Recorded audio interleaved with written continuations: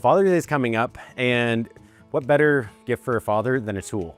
Fathers might be done with socks, ties, all that kind of stuff, but you might notice your dad getting out in the yard more often, or he's already out in the yard, and you want to make his life a little easier. First, let's look at pruning shears. So pruning shears are kind of my go-to tool here at the nursery. I've had my pair of Felcos for probably about 5 years. You can look at them, I actually use mine as a hammer. I cut fruit, I trim trees, I open cans of paint with these things. I actually probably take it camping. So pruning shears are kind of a must-have for our yard. But what kind of pruning shears should we look at? Should we go ahead and get a cheaper version that might not last as long, but is still a good brand?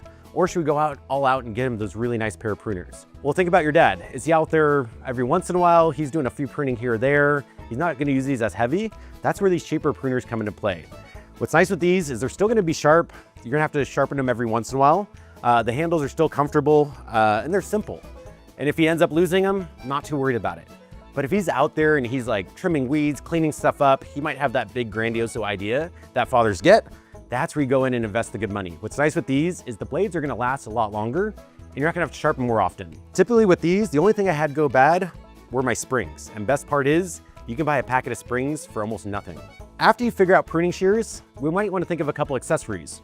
One is a holster for your pruning shears. Every nurseryman, every person that works at a nursery has a good holster because they don't want to lose their pruning shears. Let's say you're out working, you put these on the ground, you put some weeds on top of it, and they're gone.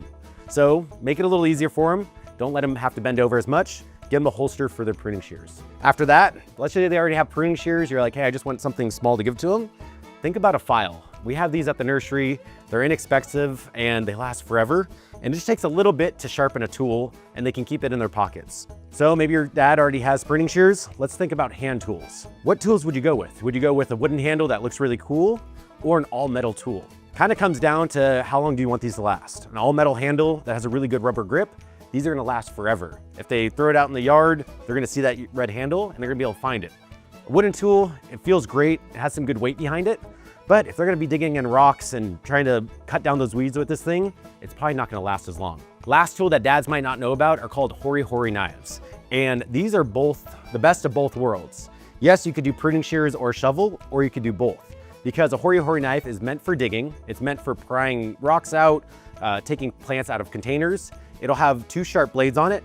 One blade on this is nice and smooth. The other side is meant for kind of cutting through heavier woods. This is a good all-purpose tool to have.